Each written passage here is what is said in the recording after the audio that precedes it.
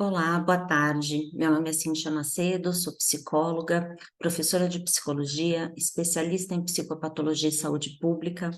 Estou aqui para falar um pouquinho, de uma forma muito breve, de um tema que me interessa muito e que tem atravessado aí a minha carreira profissional e os meus estudos, que é a psicopatologia. Trabalhei por alguns anos num CAPS, que é um Centro de Atenção Psicossocial, uma política pública destinada a tratar pessoas em sofrimento psíquico intenso.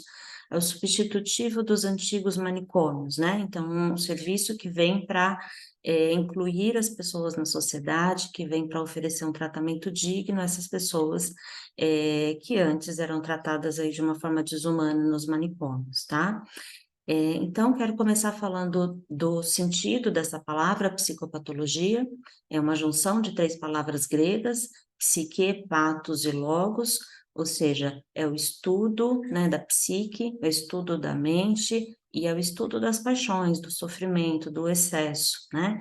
E esse estudo ele se dá de uma forma sistemática, através da observação, seguindo critérios científicos, na verdade, né, e desmistificando aí da religião, do senso comum, como por muito tempo o sofrimento psíquico foi tratado. Para falar disso, eu escolhi um transtorno, que é o transtorno depressivo, que tem aí sido tratado como a pandemia, né, do século, a doença do século, né, está cada vez mais na mídia, nos nossos discursos, as pessoas hoje acreditam serem capazes aí de se autodiagnosticarem com depressão. Então, vamos falar um pouco de uma forma um pouco mais aprofundada desse transtorno que tem afetado realmente muita gente e tem trazido aí um grande impacto, né, para a sociedade como um todo.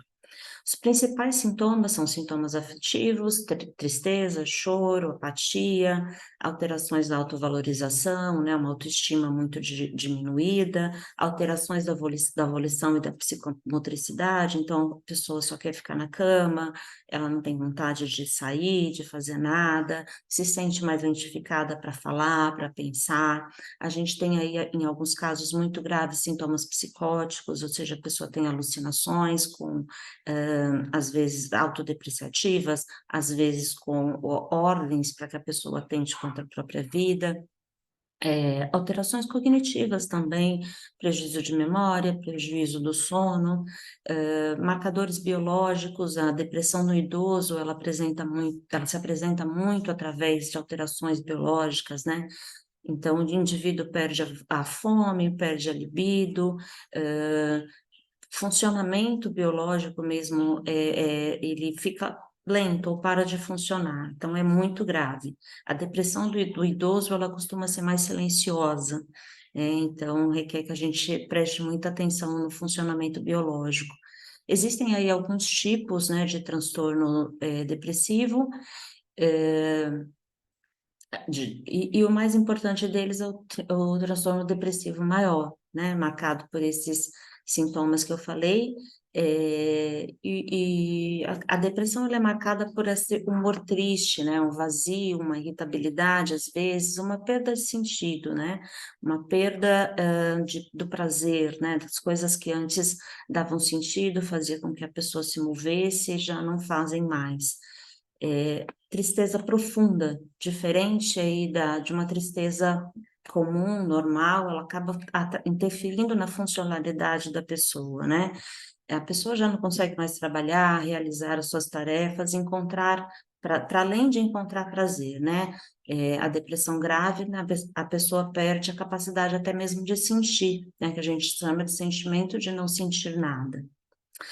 A psicanálise traz uma grande contribuição para o tratamento, para a compreensão, né, da depressão, porque vem resgatar a possibilidade do sujeito falar da sua história de adoecimento e atribuir um sentido a ela, né? Então, diferente da farmacologia, a gente não quer somente silenciar o sintoma, a gente quer que o indivíduo fale dos motivos do seu sofrimento e que ele possa ressignificar a sua história através dessa fala. Então, o psicanalista ele oferece uma interpretação desse sofrimento para que o indivíduo se conheça, para que ele se compreenda e para que ele mesmo possa reencontrar um sentido de vida.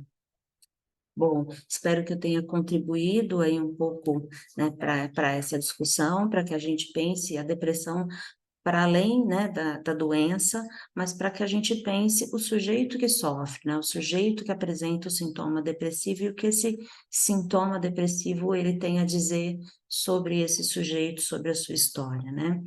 Eu agradeço a oportunidade, obrigada.